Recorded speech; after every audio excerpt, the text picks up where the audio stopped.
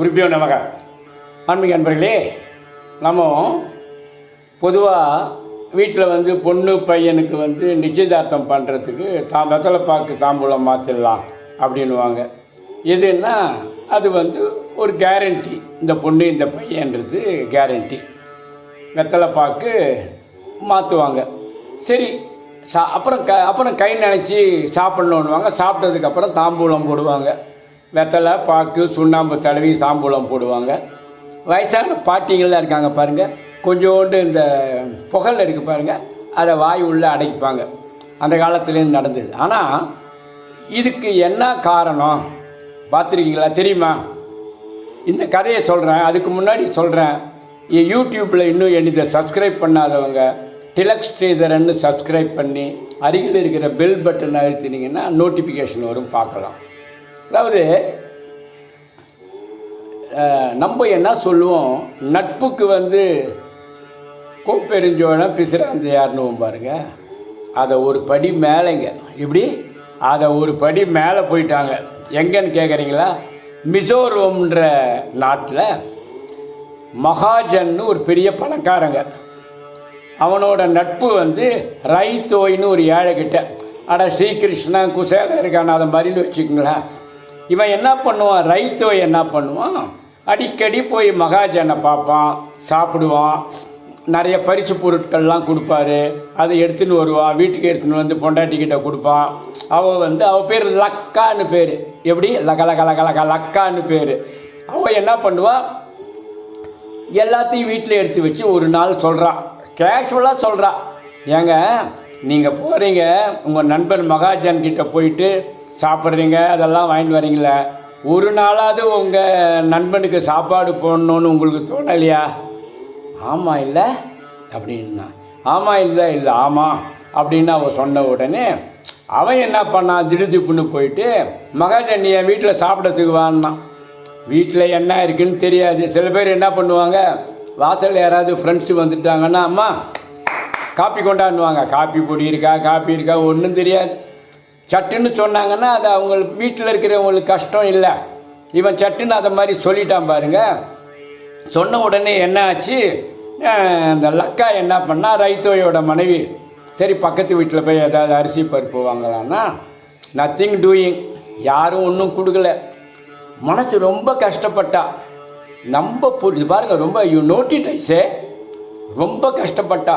நம்ம புருஷன் அவர் நண்பனை வர சொல்லிட்டு சாப்பாடு போடாமல் திருப்பி அனுப்பினோன்னா நம்ம புருஷனுக்கு அது கேவலம் இல்லையா?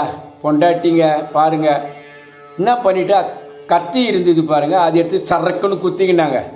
ஆமாங்க, குத்தின்னு அவள் செத்து போயிட்டா.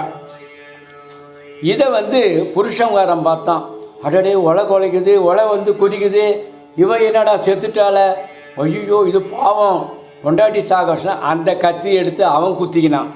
இப்போது லக்கா செத்துட்டா, அவன் புருஷன் ரைத்தோய் செத்துட்டான். இந்த நேரத்தில் மகாஜன் வரான், இவனோட ஃப்ரெண்டு.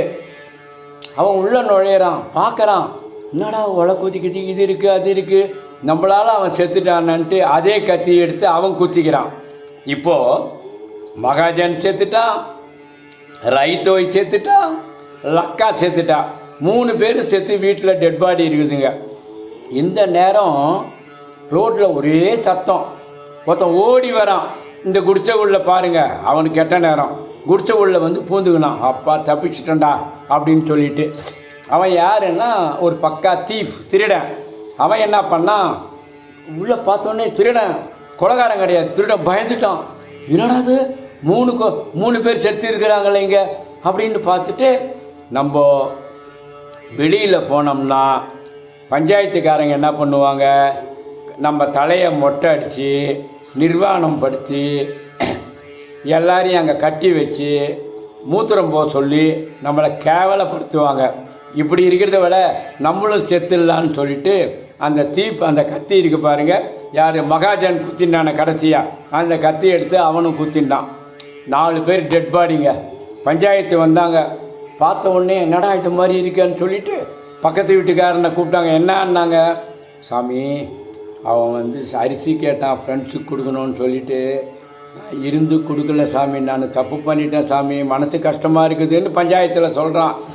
அப்போ என்ன பண்ணிட்டாங்க பஞ்சாயத்தில் வந்து, டேய் நீ வந்து சாப்பாடு நாலு பேருக்கு அருமையாக பந்தி பண்ணிடா, ரெடி பண்ணிடான். பண்ணுறேன் சாமி அப்படின்னா, நான் இந்த 4 பணத்தை நல்லா புதடா, 4 பணத்தை புதைச்சாச்சு. 4 பேருக்கு வந்து சாப்பாடு போட்டு வச்சாச்சு. 4 பேருக்கு வச்சுட்டு சரி போகலாம் வாங்க, அடுத்து 10வது நாளோ இன்னும் அந்த பண்ணுவாங்க, மற்ற காரியெல்லாம் செய்யும்போது வரலான்ட்டு போனாங்க. அங்கே பார்த்தா என்ன ஆச்சு தெரியுங்களா, இந்த இந்த ரைத்தோய் தானே முதல்ல கூப்பிட்டான். ரைத்தோய் இருந்த இடத்துல வந்து ஒரு வெத்தலை கொடி வளருதுங்க. எப்படி? ரைத்தோய் இருந்த இடத்துல வெத்தலை கொடி வளருதுங்க. அவன் பக்கத்தில் யார் இருந்தது? லக்கா பக்கத்தில் லக்கா இருந்தா. லக்கா பக்கத்தில் என்ன இருந்தது? வெத்தலைக்கு அப்புறம் பாக்கு இருந்தது. அது வளர்ந்தது, பாக்கு மரம் வளர்ந்தது. அதுக்கு பக்கத்தில் என்ன யாருன்னா மகாஜன் பக்கத்தில் என்ன இருந்ததுன்னா சுண்ணாம்பு இருந்தது. வெத்தலை பாக்கு சுண்ணாம்பு. ஐயா அந்த திருடன் பக்கத்தில் அது என்ன வளைச்சதுன்னா புகையில. அது வந்து புகையில இதெல்லாம் வளருது, கல்டிவேஷன் புகையில அதில் இருந்தது. அப்புறம் என்ன சொன்னாங்க, மிசோரமில் நம்ம வந்து வெத்தலை பாக்கு சுண்ணாம்பு போட்டு புகையிலைய வச்சுக்கணும். இது வந்து இனிமேல்ட்டு இந்த ஊரில் வந்து அதாவது கஷ்டம்னு ஒருத்தன் சாகக்கூடாதுன்னு சொல்லிட்டு பஞ்சாயத்து தீர்ப்பு பண்ணாங்க. இதனால தாங்க வெத்தலை பாக்கு சுண்ணாம்பு புகையெல்லாம் வந்ததுன்ட்டு ஒரு மிசோரம் தேசத்து பழைய கதைகள். இதை மாதிரி அரிய தகவல்லாம் நான் கொடுக்குறேன் பாருங்கள். நன்றி, வணக்கம். ஹர ஹர ஹர ஹர மகாதேவ்.